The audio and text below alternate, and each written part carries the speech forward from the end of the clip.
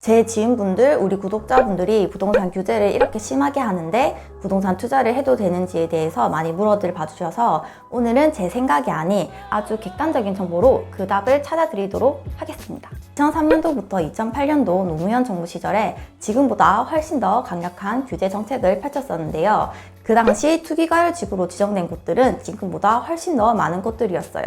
여기서 투기과열지구란 투기 억제를 위해서 정부가 지정한 곳을 뜻하는데 쉽게 얘기해서 아파트가 많이 상승하는 곳에 정부가 개입을 해서 수요 억제를 시키겠다라는 뜻입니다. 사고 팔지 마라, 전매 제한, 부동산 세금 폭탄 때리겠다, 종부세율, 보유세율 강화, 대출받아서 부동산 사지 마라, LTV, DTI 강화 등이 있습니다. 현재 투기과열 지구로 지정된 곳은 서울 전 지역, 경기도, 대구, 대전, 인천의 일부 지역인데요.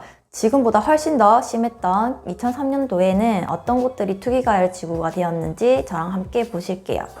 2002년 말에는 서울 전 지역이 투기과열 지구로 지정이 되었고 2003년 6월부터는 경기도, 인천이 지정이 되었습니다. 이후로는 대구, 대전, 광주, 울산 등 광역시들이 전부 투기과열 지구로 지정이 되었고요.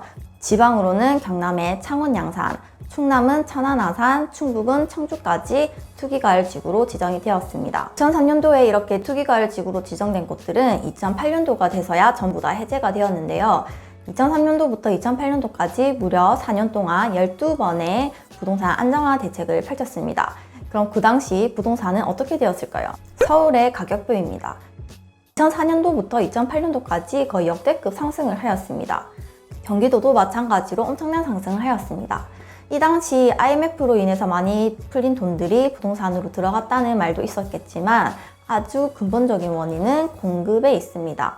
그 당시 서울의 공급을 보면 2004년도부터 엄청나게 급격히 부족한 걸 알 수가 있습니다. 경기도도 마찬가지로 감소를 하였죠. 그렇다면 현재 2020년도부터 2023년도까지의 서울의 공급량을 보겠습니다.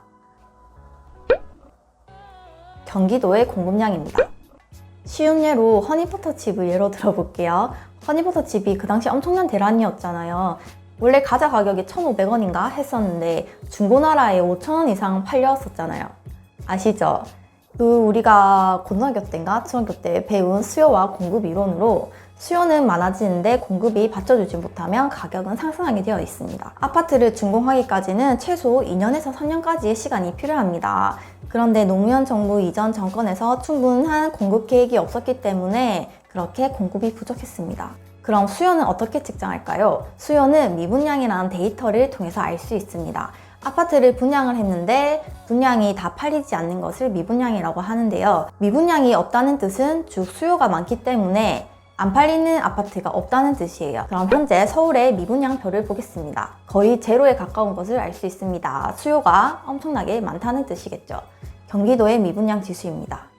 마찬가지예요. 그럼 앞으로 공급은 이렇게 부족한데 수요는 넘쳐난다. 하지만 정부는 이 수요를 억제를 합니다. 과거에는 이렇게 수요를 억제해도 엄청난 상승으로 이어졌는데 이번에는 어떻게 될까요? 여러분들의 판단에 맡기겠습니다. 저번 주 주말에 청주에 다녀왔는데요. 참고로 저는 돈이 없기 때문에 투자를 하러 간 것은 아니고 그냥 조정 대상 지역이 된 청주의 분위기를 알고 싶어서 다녀와 봤습니다. 과연 금매와 아파트 하락이 있었을까요? 결론부터 말씀드리자면 금매는 없고 매물도 거의 없었습니다. 심지어 테크노폴리스에 있는 부동산들은 A4 용지에 매물 구한다고 적혀 있었습니다. 복대동에 있는 GST 1차에 있는 부동산에 갔었는데 소장님께서 저희가 들어오자마자 금매 구하러 온 거면 금매 없다 라고 말씀을 하시더라고요. 그만큼 금매 전화는 많이 오는데 아파트를 팔려고 내놓는 사람 거의 없다고 합니다. 조정 대상 지역으로 발표한 그 당일에만 금매가 조금 나왔고 이후로는 매물을 내놓지 않는다고 해요. 동남지구 테크노폴리스, 복대동 전부 다 매물이 거의 없었습니다. 그럼 가격의 하락은 있었을까요? 가격의 상승, 하락 전혀 없었습니다. 그냥 조정 대상 지역이 된 이후로 거래가 뜸하다 보니 가격의 변화는 없다고 합니다. 팩트는 부동산 상승장에서는 항상 정부는 규제 정책을 펼쳤고 하락장에서는 부동산 활성화 대책을 펼쳤습니다. 부동산이 너무 상승해도 문제고 너무 하락해도 문제이기 때문이에요. 반대로 얘기하자면 이렇게 규제 정책을 펼치는 이유가 부동산이 상승장이라는 이유겠죠. 저 이거 찍고 있는데 부동산 대책 추가로 나왔어요. 깜짝이야. 네, 이렇게 세금을 폭탄을 때리면 다주택자분들은 어쩔 수 없이 팔 수밖에 없는 매물들이 나오게 되는데 이때 무주택자분들이 기회가 아닐까 싶습니다. 우리 구독자님들은 공부 제대로 하셔서 꼭 좋은 선택하셨으면 좋겠습니다. 오늘 영상이 도움이 되셨다면 좋아요, 유용한 정보 계속 알려드릴 테니 구독해주시면 감사하겠습니다. 항상 댓글 달아주시고 말없이 좋아요 눌러주시는 분들 너무 감사드립니다. 오늘 시청해주셔서 감사합니다.